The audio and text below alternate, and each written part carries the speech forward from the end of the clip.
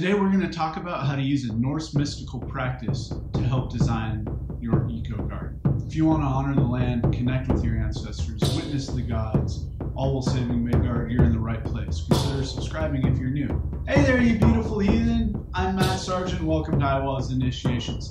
Like I said, today we're going to talk about using a Norse mystical practice to help design and implement your eco-garden. If you're new here and you haven't been following along and you're not sure what an eco-garden is, the quick summary is that it's a garden that provides food, fiber, fuel, and medicine for yourself, your kin, and your kith, which is an honorable thing to do as a Norse pagan. And I've made arguments in past videos. I recommend you check this one out as to why you should. The first step of designing or implementing an eco-garden is to observe your landscape, whether it's a small patio, or a suburban backyard, or an urban setting. It's important to take some time to observe the landscape and look for a few key things that will help maximize your yields and make it the most beneficial ecological garden that you can design. It's highly recommended that you take about a year to observe. If as you do this more, you can learn some tips and tricks that speed things up. But you want to get in tune with the landscape. And most people in the permaculture space, they really talk about observing with, the fine senses and looking for certain things. But you can take this a step further with the practice of Utiseita.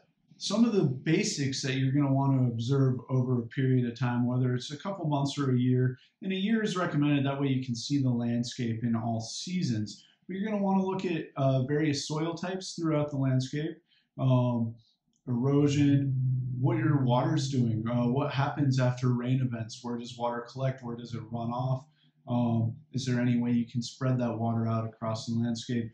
And right now you're just observing, you're not making designs. You might be thinking about what might go somewhere, but you're just observing the landscape. So you're going to look at what plants are already there.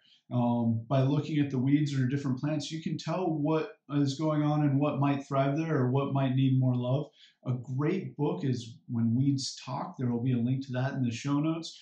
But if you learn what different plants, how they function ecologically, you can see what they're doing and how you can speed things up to get the garden of your dreams, or how you can just replace what's already there with something that's more beneficial to you. In your observations, you're going to want to also look at the animal activity, the insect activity. What is there? What thrives? What struggles? You're also going to want to look at the slope of the land. How steep is it? Or is it flat?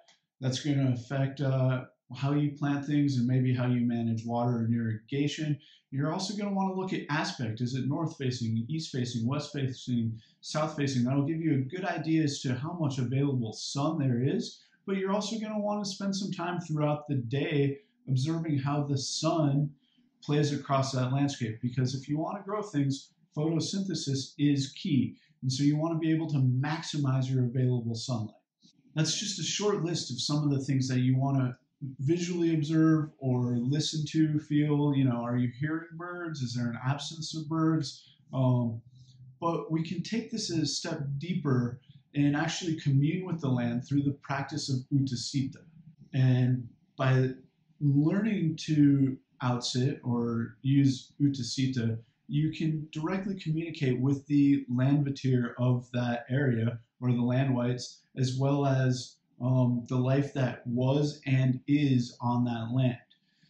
If you want to learn more about Utiseita, watch this video on their screen now for a deeper understanding of how to develop a solid Utiseita practice.